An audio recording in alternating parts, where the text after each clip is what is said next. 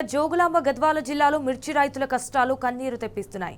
మానోపాడు మండలంలో కళ్ల ముందే వందల ఎకరాల్లో వేసిన మిర్చి పంట నాశనం అవుతుండటంతో అంతులేని బాధను వెళ్లబూస్తున్నారు. వాతావరణంలో వచ్చిన మార్పులు, తెగుళ్ల దాడులతో మిర్చి మొక్కలు ఎదుగుదల ఆగి కుళ్లిపోతున్నాయి. అయితే వందల ఎకరాల్లో మిర్చి మొక్కలను నేలమట్టం చేసే పరిస్థితి వచ్చిందని ఆవేదన చెందుతున్నారు.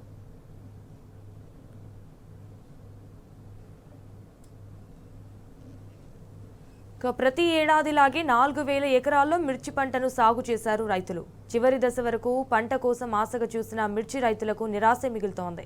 కొంతమంది ఏకంగా పంట భూమినే వదిలే దుస్థితి వస్తోంది. ఇప్పుడైనా ప్రభుత్వం కళ్ళు తెరిచి తమ బాధలను చూసి ఆదుకోవాలని కోరుకుంటున్నారు మిర్చి రైతులు.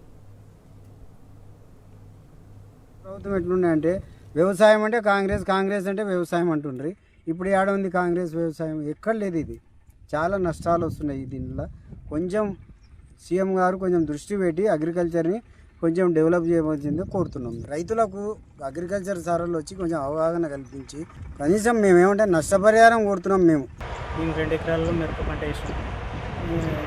ఈ అధిక వర్షాల వల్ల ఈ తేలు వచ్చి 2 ఎకరాల పంట తీసేసాం. ఇంతవరకు ఏ అధికారి వచ్చి కానీ మనల్ని స్పందించలేదు. ఏం చేయలేక చేయం చెడిపేసుకుంటున్నాం. ఏం విత్తనం వేయాలని కూడా మాకు అర్థమవుతుంది. ఏదైనా సబ్సిడీ విత్తనాలు ఇచ్చి ఇవ్వగలరని గవర్నమెంట్. నేను 5 ఎకరాల మిర్చి నాటాను. దాదాపు ఎకరకు లక్ష రూపాయల వరకు పెట్టుబడి అయింది.